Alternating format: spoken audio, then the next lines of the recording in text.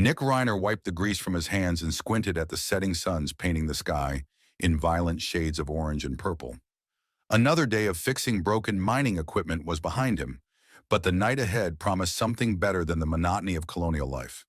The maintenance yard's gate creaked as he wheeled out his hoverbike. Ancient thing, but he'd kept it running through sheer stubbornness and mechanical genius. The bike hummed to life beneath him, its familiar vibration a comfort as he guided it past the colony's perimeter fence. "Going out again, Reiner?" Security Officer Martinez's voice crackled over the checkpoint speaker. "You know the regulations about night excursions." "Just some testing, Sarah." New stabilizer configuration. The lie rolled easily off his tongue after months of practice. Back before midnight. "Your funeral if the sandwolves get you." The gate lifted with a hydraulic hiss. "Don't make me file a missing persons report." The moment he cleared the boundary, Nick opened the throttle. The hover bike surged forward, kicking up a rooster tail of red dust as he cut across the desert. Out here, away from the colony's perpetual noise and the constant demands for repairs, he could breathe. The first moon was rising when he reached his usual spot, a hidden canyon where crystalline formations caught the starlight like frozen tears. Nick killed the engine and pulled out his sketchbook. Few knew about his hobby. Fewer would understand why a mechanic bothered drawing landscapes that never changed. A flash of silver caught his eye. Nick froze, pencil hovering above paper. There, between the crystal formations. Something moved, something that didn't belong in this desolate place. He set down his sketchbook and drew his utility knife. "Hello?" His voice echoed off the canyon walls. "Someone there?" A soft keening sound answered him, like wind through broken glass. Nick edged closer, following the glint of feathers? Silver feathers that seemed to catch and hold the moonlight. The creature lay crumpled against a crystal formation, its wing-like appendages bent at unnatural angles. Blood that shimmered like mercury stained the red sand beneath it. As Nick approached, it raised its head, fixing him with eyes like molten gold. "Shit," he breathed. Nothing in the colony's wildlife guides mentioned anything like this. The creature's form suggested bird, but its features were almost elegant, alien. The creature tried to rise and collapsed with another crystalline cry of pain. Nick knew he should walk away. Unknown alien life forms were trouble. The gangs that operated in the outer colonies would pay fortunes for exotic specimens, and asking questions got people killed. But those eyes held him, filled with intelligence and something that looked terrifyingly like desperation. "I must be losing my mind." Nick shrugged off his jacket and approached slowly, hands raised. "Easy there. I'm not going to hurt you." The creature watched him, its head tilting in an eerily human gesture of assessment. When he was within reach, it snapped at him with a sharp beak. "Hey!" Nick jerked back. "I'm trying to help, you ungrateful chicken." Was it his imagination, or did the creature's eyes narrow at the insult? He tried again, this time speaking in the soft tone he used with skittish machinery. "Look, you're hurt. Bad. I can help, but you need to trust me." This time when he reached out, the creature remained still. Its feathers were warm and impossibly soft under his fingers. Up close, he could see patterns in them, like circuit boards etched in silver. Getting it onto the hoverbike proved challenging. The creature was lighter than it looked, but its injured wings spanned nearly 2 meters. Nick finally managed to cradle it in his jacket, securing it to the bike with cargo straps. "Martinez is going to kill me," he muttered as he approached the checkpoint. He killed the bike's lights and took a maintenance access road that skirted the main gate. The colony's security systems had blind spots if you knew where to look. His workshop sat on the colony's edge, a cluttered haven of tools and half-finished projects. Behind it stood an old chicken coop, a relic from the colony's early attempts at sustainable farming. Nick cleared a space among the spare parts and laid the creature on a bed of clean rags. "Home, sweet home," he told it, setting out a bowl of water. "Try not to die while I find something for those wounds." The creature made a sound suspiciously like a snort. Over the next few days, Nick fell into a strange routine. Work at the maintenance yard, then rush home to check on his patient. The creature's wounds healed with impossible speed, leaving no trace of injury. It watched him constantly with those unnerving golden eyes, and sometimes when he talked to himself while working, he could swear it was mouthing the words. Then came the morning he walked in to find it speaking. "These accommodations," it said in a perfect mimicry of his voice, "are beneath contempt." Nick dropped his toolbox. "You can talk?" The creature ruffled its feathers in what looked remarkably like a shrug. "These accommodations," it repeated, this time in Martinez's voice, "are beneath contempt." "Great. I'm harboring a cosmic parrot with attitude." Nick crossed his arms. "Any other tricks I should know about?" That night, he found out. He was heading to the coop for a final check when silver light poured from every crack in the old structure. Nick burst through the door, expecting fire, and stopped dead. Where the bird-like creature had been, a woman stood. Her hair fell in silver waves. Her skin seemed dusted with starlight, and those same golden eyes regarded him with aristocratic disdain. "Well," she said in a voice like chimes in a winter wind, "I suppose you'll have to do." Nick's brain caught up with his eyes. You're Princess Lirana of the Zenitari," she supplied, brushing dust from her luminescent gown with elegant fingers. "And you, human, have been keeping me in a chicken coop." "It was that or the tool shed," Nick managed. "Your Highness?" Her lips twitched. "The tool shed might have been an improvement," says the princess who spent 3 days pretending to be a bird. "I was healing." She drew herself up regally.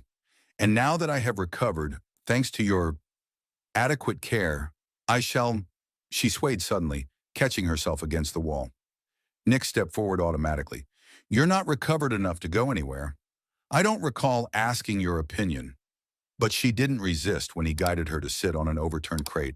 "Look, Your Highness, I've got questions. A lot of them. But right now you need rest, and I need a drink." He ran a hand through his hair. "How about we start fresh in the morning? I promise the accommodations will improve." Lirana studied him for a long moment. "You're taking this rather well." "I fix things for a living. Right now you're just another broken piece that landed in my workshop." He gave her a crooked smile. "Even if you are the prettiest broken piece I've seen." "Careful, human." But there was something like amusement in her golden eyes. "I'm not one of your machines." "No," Nick agreed, heading for the door. "You're much more trouble." Her soft laugh followed him out into the night, and Nick knew his life had just become exponentially more complicated. But as he glanced back at the coop, now glowing softly from within, he couldn't bring himself to regret it. Not yet, anyway. The next morning found Nick staring at his coffee maker, wondering if alien princesses drank caffeine. He'd spent half the night converting his workshop's small office into something resembling living quarters, all while trying to convince himself he hadn't hallucinated the whole thing. A crash from the office answered that question.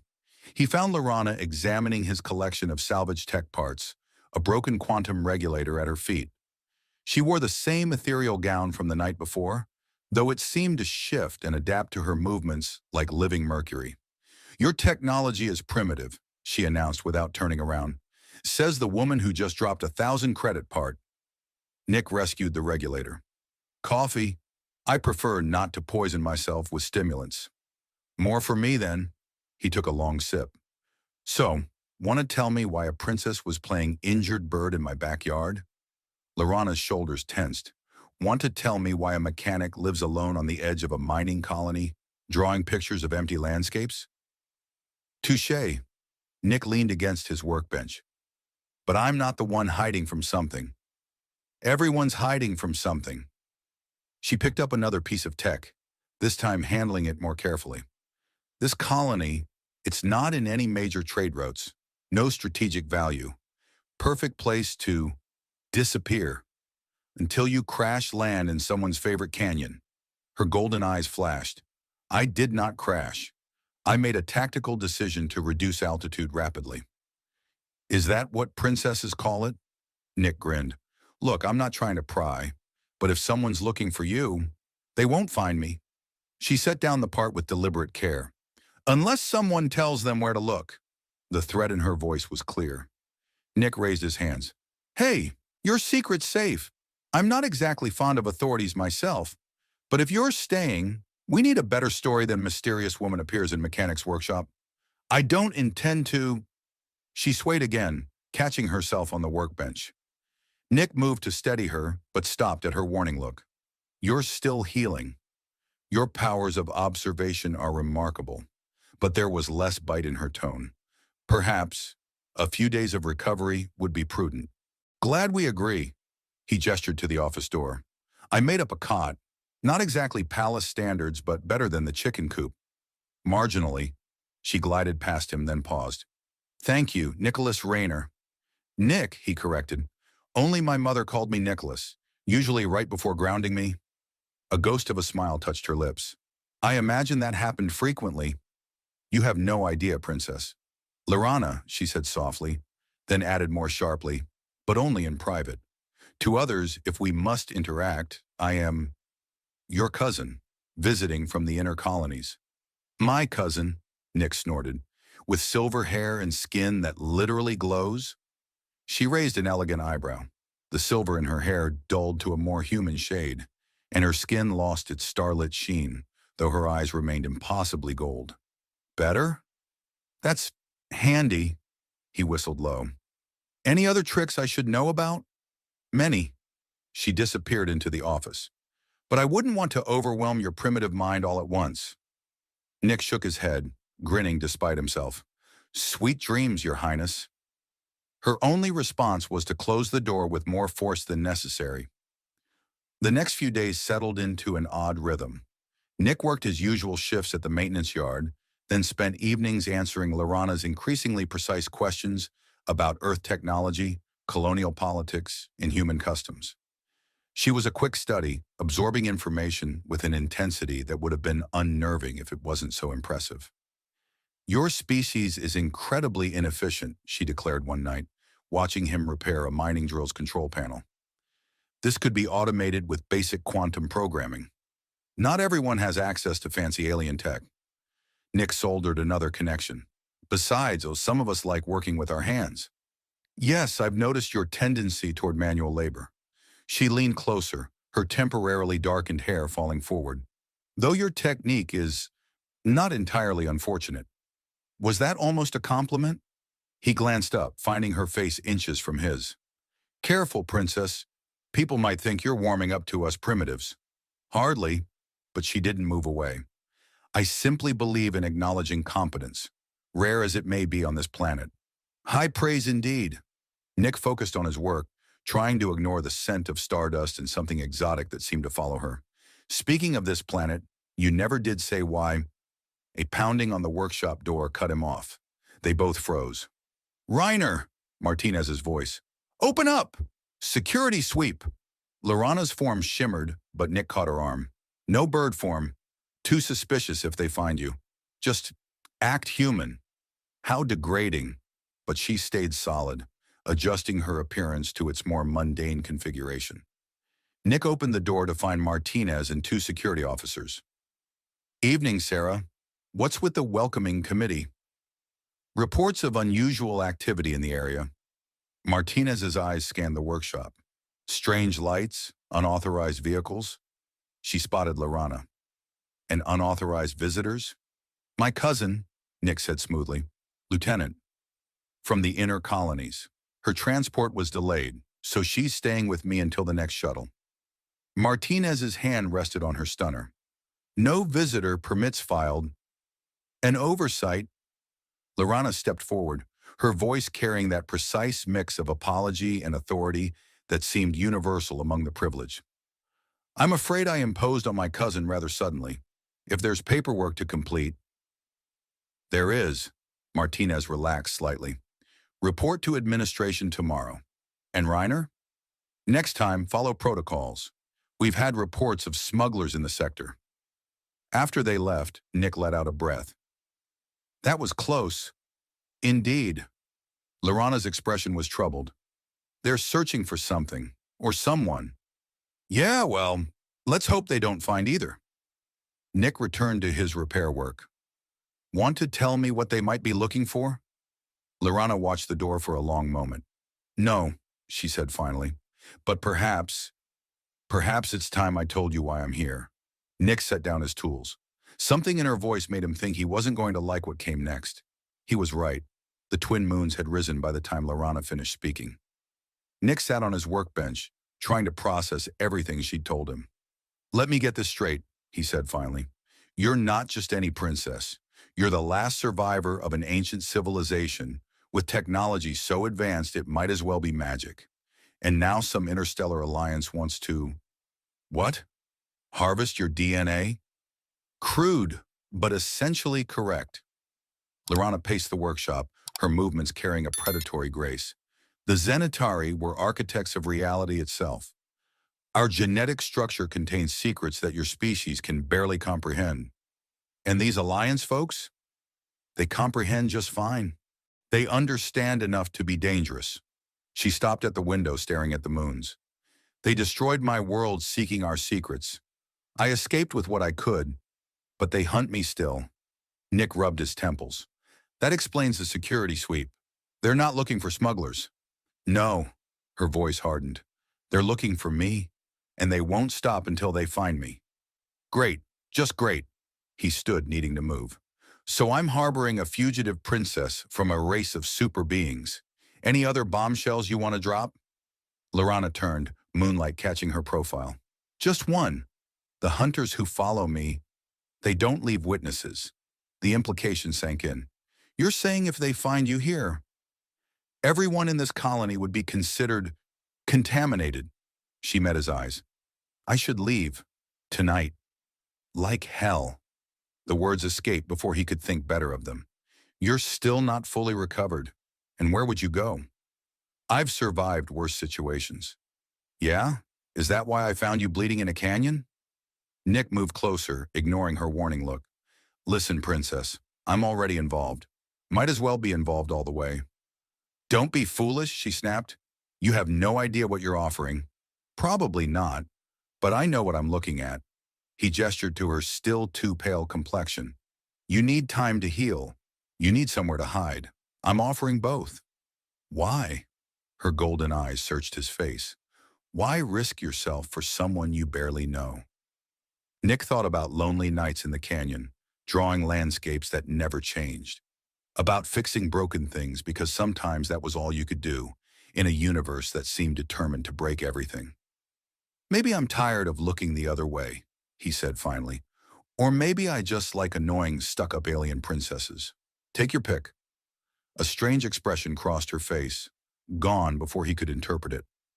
"You're either very brave or very stupid." "I get that a lot," he grinned. "So, Your Highness, want to help me set up some better security?" "I suppose I have little choice," but there was something almost like warmth in her voice. "Though your primitive technology will need significant improvements." They worked through the night, Lorena adapting alien concepts to Earth tech while Nick implemented them. She was brilliant, he had to admit, even if every other sentence contained some variation of, "Your species is hopelessly backward." Dawn found them surrounded by modified sensors and scrambling fields. Lorana had finally succumbed to exhaustion, curled in his office chair with an unlikely grace. Nick draped his jacket over her, earning a sleepy murmur that might have been a threat or a thank you. "Sweet dreams, princess," he whispered, heading for his own bed. "Tomorrow we figure out how to hide an alien fugitive in a mining colony." He could have sworn he heard her laugh softly as he left. Outside, the desert wind picked up, carrying dust and secrets across the empty landscape. Somewhere out there, hunters search for their prey. But for now, in a cluttered workshop on the edge of nowhere, an unlikely alliance had formed. Nick didn't know what tomorrow would bring, but watching the suns rise over the colony, he realized he was looking forward to finding out, even if it got him killed. A week after Lorana's revelation, Nick's orderly life had devolved into a complicated dance of deception. By day, he maintained his routine at the maintenance yard. By night, he helped an alien princess modify Earth technology with knowledge that could revolutionize human civilization, if it didn't get them both killed first. "Your species encryption is like using a paper door to stop a plasma cannon," Lorana complained, fingers dancing over the modified security console. Her human disguise had slipped slightly, silver light bleeding through her skin. Maybe you should write a strongly worded letter to our tech department. Nick soldered another connection in place. Right after we figure out why 3 unmarked ships broke atmosphere this morning. Lorana's hand stilled. 3? Yeah. Martinez was all worked up about it. No registry, no flight plan. He looked up, catching her expression. They're not here for the mining, are they? No. She abandoned the console, moving to the window. They're getting closer. How? Your biosignature is masked, and the scrambling field. They're using quantum resonance tracking. Her voice carried an edge of steel. They're following the echo of my genetic pattern through subspace. Nick set down his tools. In human terms? They can smell me. Lorana's disguise flickered again, frustration bleeding through. And they won't stop until they find me. Then we need to leave. The words surprised them both. Lorana turned, golden eyes narrowing. We? Unless you've got another mechanic lined up to help you dodge interstellar manhunters? Nick tried for a grin. Besides, you still owe me for the chicken coop incident. I owe you nothing. But her lips twitched. Though I suppose your primitive skills might prove marginally useful. High praise from your highness. He stood stretching. So, where are we running to? The playfulness vanished from her face. There's a place, a vault, hidden in the mountains north of here. Technology from my people, buried millennia ago. And it can help? It can do more than help. Lorana's voice dropped. It could restore everything that was lost. My people, our civilization. She straightened. But we'll never reach it. The journey is too dangerous, and you've already risked enough. Nick crossed to her, close enough to see the starlight swimming beneath her skin. Try me. Nicholas. Nick. Nicholas. She emphasized the name with royal hauteur. You don't understand what you're offering. The hunters will show no mercy. They'll torture you for information, then erase any trace that you existed. Sounds like Tuesday at the maintenance yard. When she didn't smile, he sobered. Look, I'm not playing hero here, but you're talking about technology that could change everything. And, he hesitated. And maybe I'm tired of fixing other people's broken machines? Lorana studied him with those impossible eyes. You're either very brave or very foolish. You said that already? It bears repeating. She touched his arm, sending a shock of static through him. The vault is 10 days' journey through the worst terrain on this planet. We'd need supplies, transport. I might have an idea about that. Nick grinned. How do you feel about stealing from the mining company? Before she could answer, alarms blared from the security console. Lorana spun, her disguise dropping completely as she read the displays. They're here. 3 units, moving in from different directions. How long? Minutes. Her form shimmered, silver feathers beginning to emerge. I can transform, draw them away. No. Nick grabbed her shoulders. That's what they expect. We do this my way. He pulled her toward the workshop's back wall, triggering a hidden panel. Behind it lay a narrow passage, barely wide enough for 2 people. Maintenance tunnels, he explained at her questioning look, run under the whole colony. I mapped them my first month here. Always planning escape routes? There was something like approval in her voice. Let's just say I like knowing my options. He sealed the panel behind them. This way leads to the vehicle pool. Think you can hotwire a heavy transport? Lorana's laugh echoed in the darkness, crystal chimes with an edge of danger. Oh, Nicholas, I'm going to enjoy showing you what real technology can do. They ran through the tunnels, guided by Nick's memorized path and Lorana's natural glow. Above them, security alerts echoed through the colony. The hunters had arrived. At the vehicle pool's access point, Nick paused. Ready to do something stupid? Lorana's smile gleamed in the dark, fierce and wild. Lead the way, my foolish mechanic. Your mechanic? Would you prefer primitive assistant? Let's stick with Nick. He pushed open the access panel. After you, Your Highness. They emerged into chaos. Colony security had mobilized, lights sweeping the compound as officers responded to the intrusion alerts. In the confusion, No one noticed two figures slipping between the rows of parked vehicles. Nick led them to a massive transport crawler designed for hauling ore through the planet's worst terrain. Lorana placed her hand on the lock panel, and silver light coursed through the circuits. The hatch opened silently. "Show off," Nick muttered. "Efficiency," she corrected, climbing aboard. "Now let me show you what happens when you combine zenitary knowledge with your quaint Earth machines." Her fingers danced over the controls, threading strands of silver light through the systems. The crawler's engine growled to life, but with a different note, deeper, more powerful. "What did you just do?" "Improved it," she smiled sweetly. "Try not to break it with your primitive driving." Shouts erupted from across the compound. Flashlights swept toward them. "Time to go." Nick took the controls, feeling the enhanced power thrumming through them. "Hold on to something, princess. If you scratch this vehicle, I'll—" The rest of her threat was lost as Nick gunned the engine. The crawler shot forward with impossible speed, crashing through the perimeter fence. Behind them, alarms wailed and weapons fired, but they were already accelerating into the desert night. Lorana braced herself against the cabin wall, her disguise completely abandoned now. Silver light pulsed around her in time with the enhanced engine. "That," she said with careful dignity, "was unnecessarily dramatic. Says the woman who crashed in my canyon." Nick checked the rear scanners. "We've got company. 3 ships, closing fast." "The hunters," Lorana's voice hardened. "Head for the mountains. I can mask our signature better in the magnetic fields there." 10 days to the vault, you said." Nick pushed the crawler faster, feeling it respond like no Earth vehicle should. "Want to bet we can do it in 8? Always trying to prove something? But she was smiling, starlight dancing in her eyes.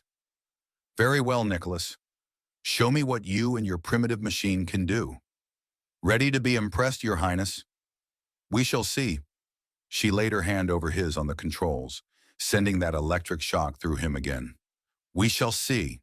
The twin moons cast long shadows across the desert as Nick guided the enhanced crawler through a maze of crystalline formations. 3 days into their journey, and the hunters hadn't given up, but they hadn't caught up either. "Another ship on the long-range sensors," Lorana announced from the co-pilot's seat, her silver hair shimmering in the moonlight. "They're being annoyingly persistent." "Must be your charming personality drawing them in." Nick swerved around a towering crystal spire. "You have that effect on people." "Oh, and what effect would that be?" Her golden eyes flickered to him, challenging. "The overwhelming urge to chase you across a desert planet." He grinned. "Though most of us don't bring battleships." "Pity. And here I thought you were finally showing proper initiative." She adjusted something on the console, sending ripples of silver energy through the systems. "Turn here. There's a cavern network ahead that should mask our signature." The cavern turned out to be more of a crystalline cathedral, its walls shooting rainbow refractions across the crawler's viewport. Nick killed the engine, letting them drift into shadow. "We should rest here," Lorana decided. "The magnetic fields will conceal us for a few hours at least." "Worried about my primitive human need for sleep?" "Merely being practical." She stood, stretching with feline grace. "Though your species' fragility is rather inconvenient. Says the woman I found bleeding in a canyon. A temporary tactical disadvantage? Is that what we're calling it now?" Nick checked the security systems one last time. "You know, you still haven't told me how you ended up in that canyon." Lorana's expression shuddered. "No, I haven't." She moved to the crawler's rear compartment, where they'd set up a makeshift living space. Nick followed, watching as she began her nightly ritual of checking and rechecking their modified systems. "The hunters," he pressed gently. "They caught up to you before?" "Once." Her hands stilled on a control panel. "I miscalculated. Thought I could outmaneuver them in atmosphere. Hence the tactical disadvantage. Hence the canyon." She turned, and for a moment her royal mask slipped. "I've been running so long, Nicholas. Sometimes I forget what it's like to—" "Stop."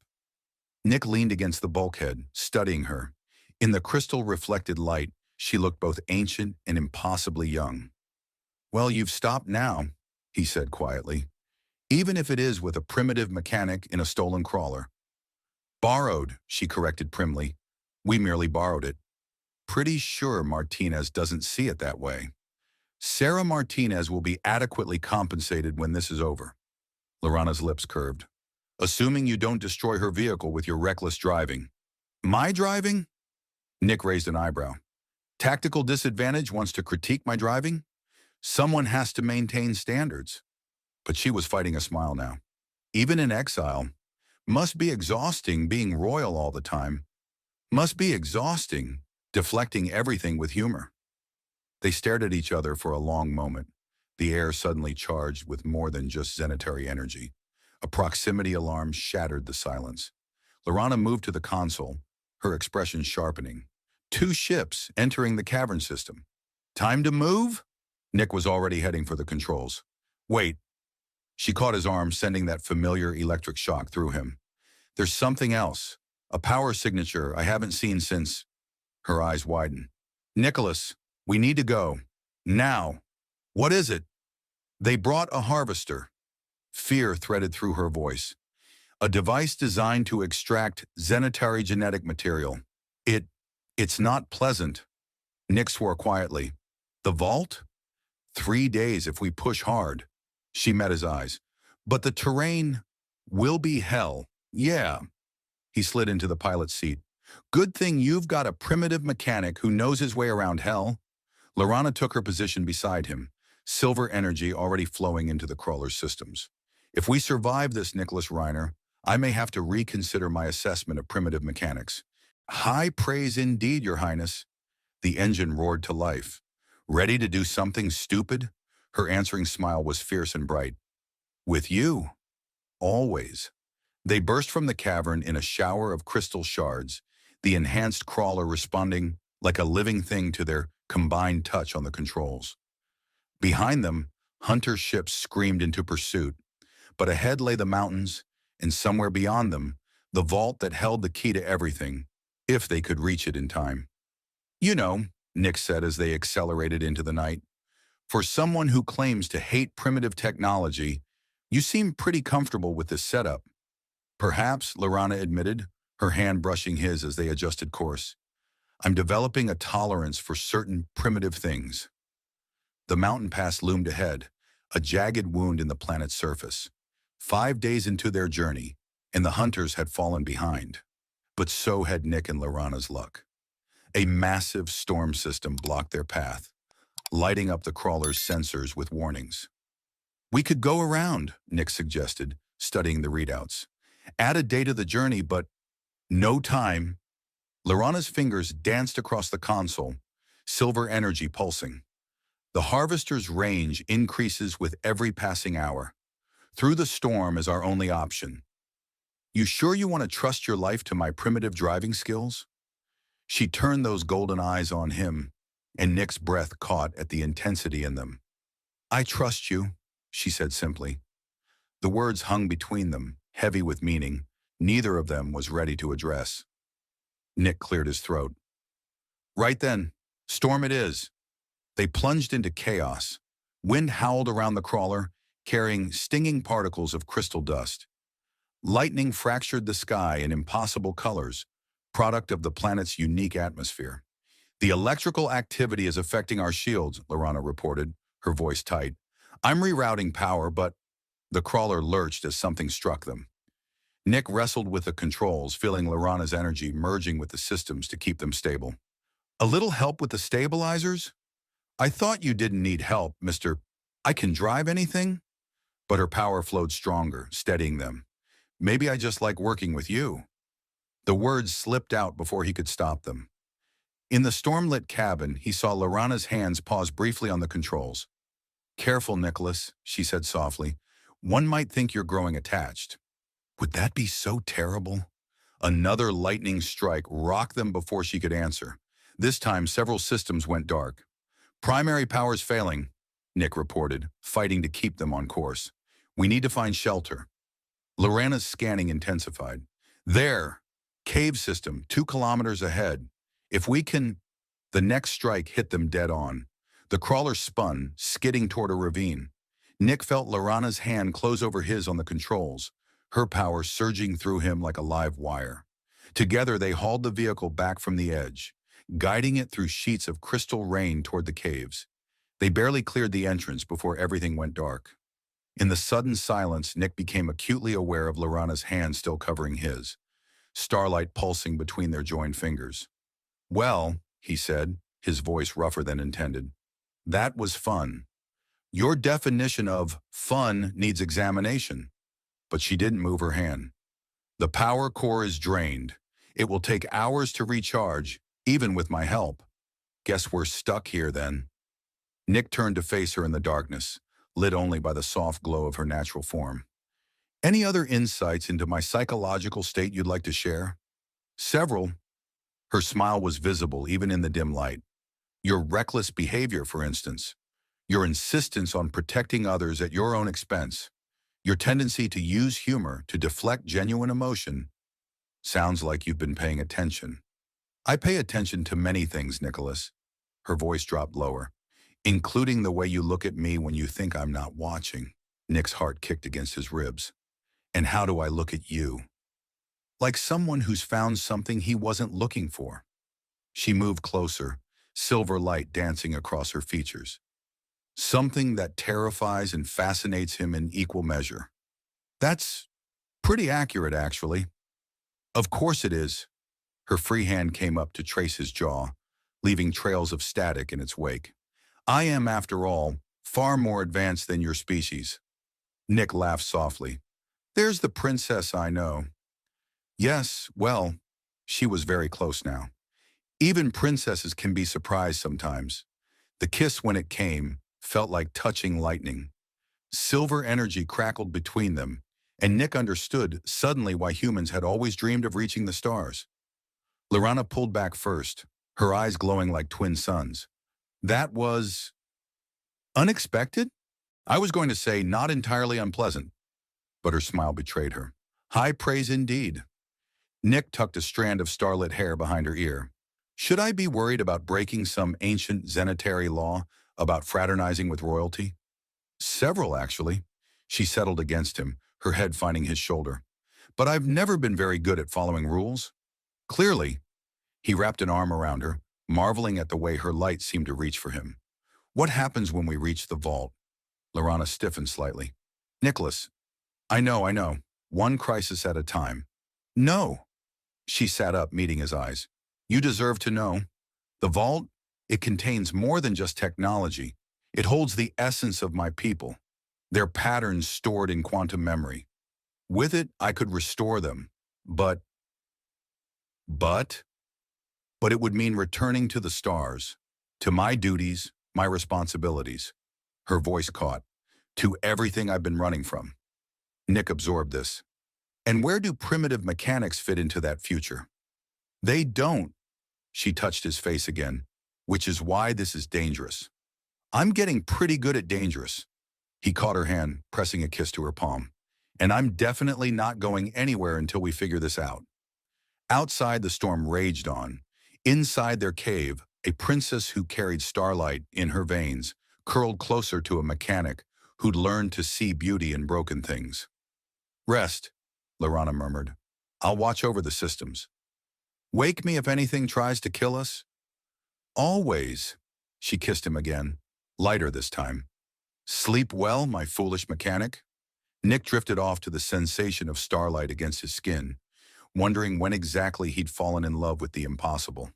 Morning arrived with golden light filtering through the cave's crystalline walls. Nick woke to find Lorana still working at the crawler's controls, her silver hair catching the sunrise. "Did you sleep at all?" He moved to join her, noting how the systems had been completely reconfigured overnight. "Zenitari don't require as much rest as humans." She didn't look up, but her energy pulsed brighter as he approached. "Though I did take some time to consider our situation." "That sounds ominous." Now she did turn, her golden eyes serious. "What happened last night? If you're about to say it was a mistake, save it." Nick leaned against the console. "I'm not great at regrets. I was going to say it complicates things." But her lips curved slightly. "Though your assumption is telling." "I'm an open book, Your Highness." "Hardly." She stood, closing the distance between them. You're actually quite complex, Nicholas Reiner. A mechanic who reads ancient poetry. A loner who risks everything to help others. A man who looks at an alien princess and sees past everything she pretends to be. Nick caught her hand, feeling that familiar electric shock. Maybe I just like complicated things. Clearly, her fingers intertwined with his. The vault is 2 days away. Once we reach it? Yeah. He pulled her closer, pressing his forehead to hers. About that, I've been thinking.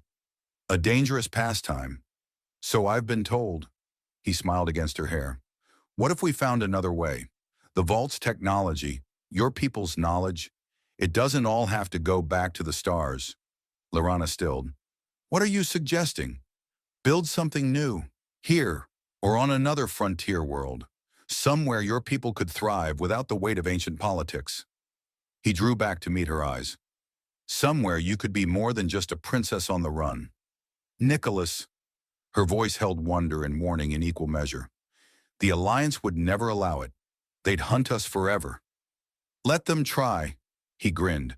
I'm getting pretty good at outrunning hunters. You're insane, but her hands tightened on his.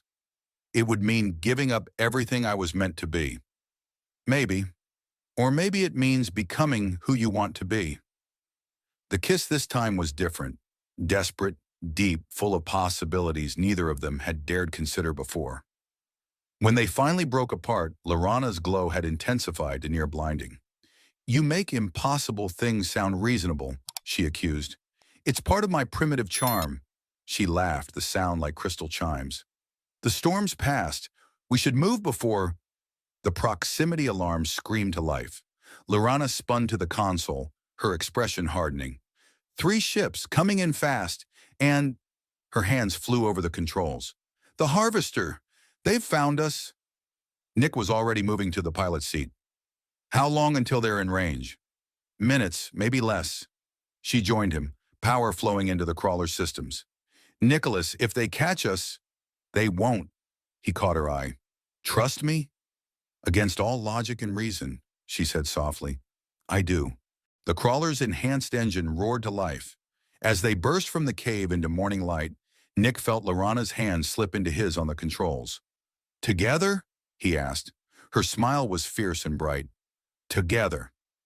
They accelerated into the mountain passes, hunters on their tail and the vault ahead.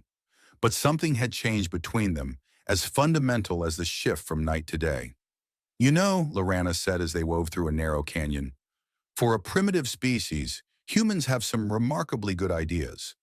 Was that an actual compliment? Don't let it go to your head. But her energy curled around him like a caress. We still have to survive this first. Worth it, though. She looked at him then, really looked at him, and Nick saw everything she couldn't say yet, written in starlight across her face. Yes, she whispered. Worth everything. The mountains gave way to an ancient valley where crystalline formations rose like the bones of fallen giants. After 8 days of running, fighting, and growing closer, Nick and Lorana had reached their destination. There! Lorana pointed to a formation that seemed to pulse with inner light. The vault's entrance. Nick guided the crawler to a stop, studying the readings. No sign of the hunters. They'll come, her hand found his. They always do. They gathered their modified weapons and supplies, stepping out into the valley's eerie silence. Up close, the vault's entrance rippled like liquid starlight. Ready? Nick asked. Lorana's response was cut off by a familiar whine overhead. 3 Alliance ships descended from the clouds, weapons primed. Inside! Now! Nick shoved her toward the entrance as energy blasts scarred the ground around them. They dove through the liquid light, landing in a chamber that defied physics. Geometric patterns shifted across walls that seemed built of pure energy, and at the center stood a pillar of living light. The heart of Zenitari, Lorana breathed.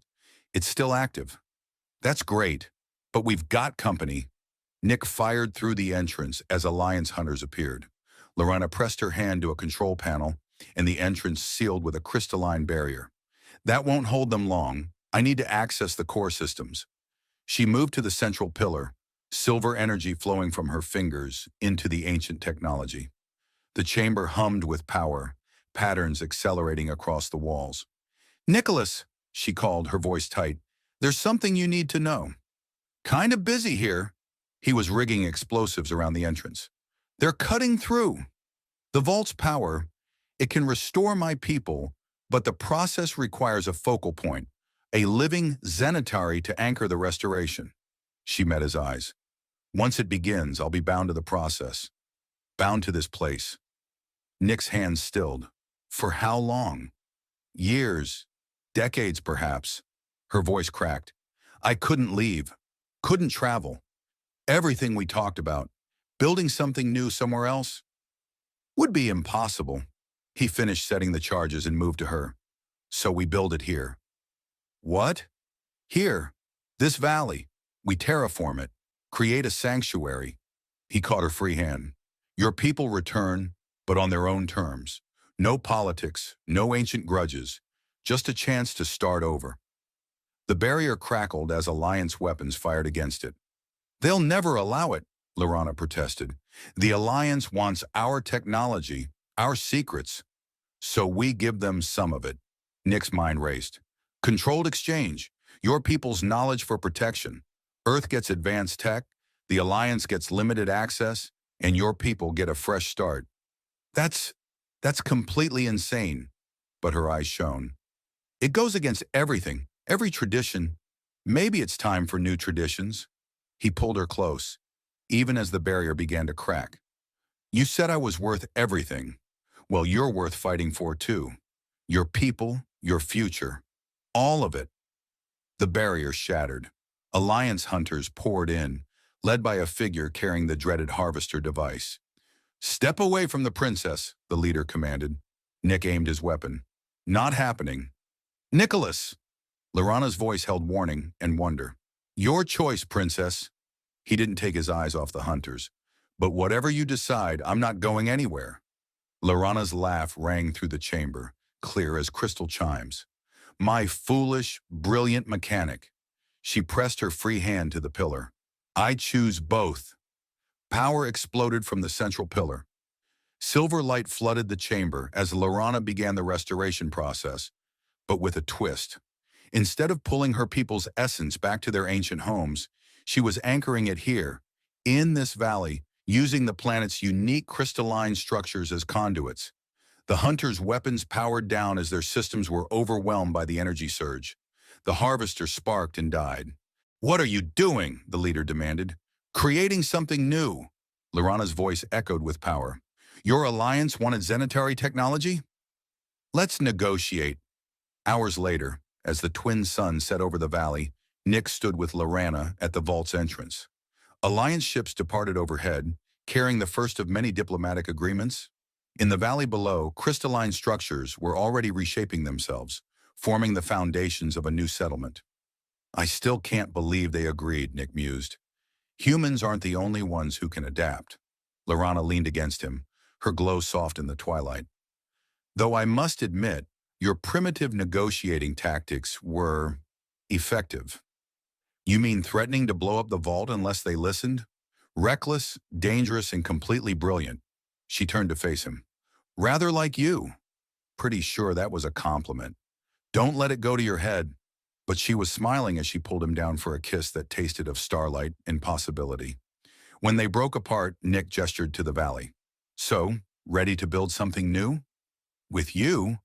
Lorana's eyes sparkled. "Always."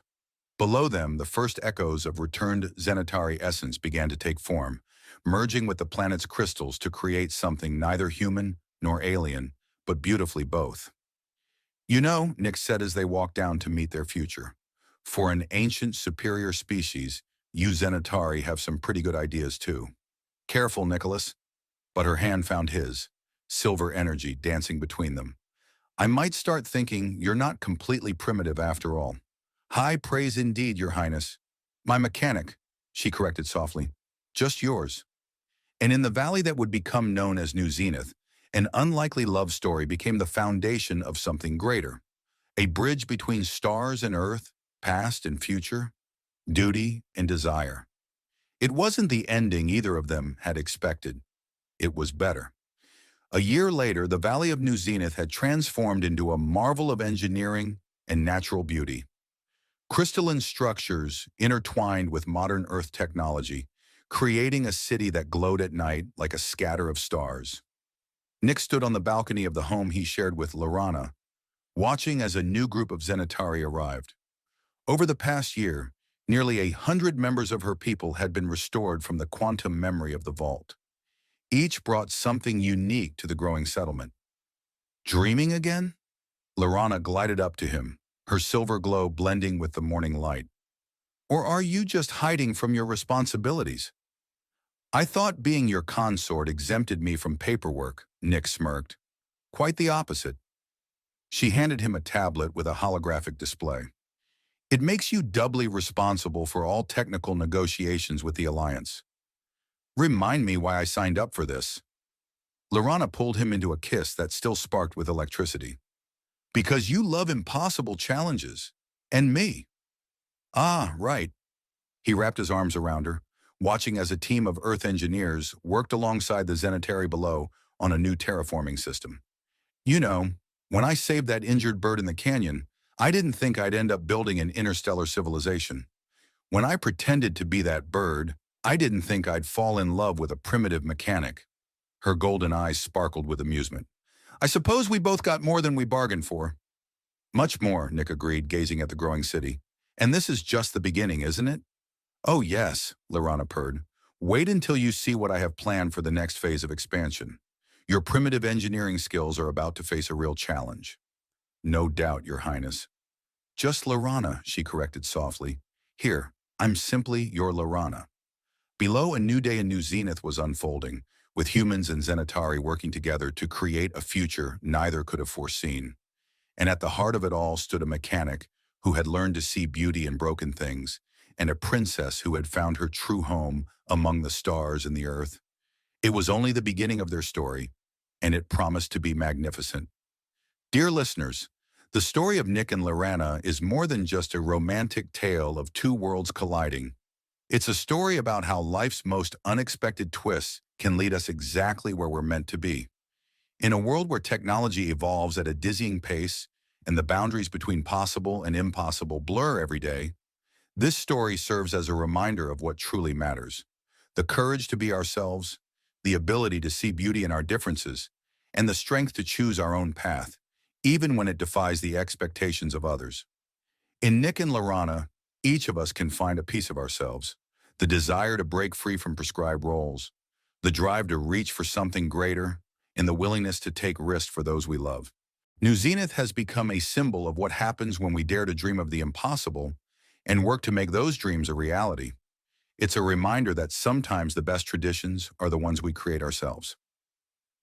Thank you for sharing this journey with our heroes. I hope their story inspires you to find your own path to the stars, no matter how distant they may seem. And remember, even the most extraordinary adventure begins with a simple choice: to extend a hand to someone in need. With gratitude, the author, P.S.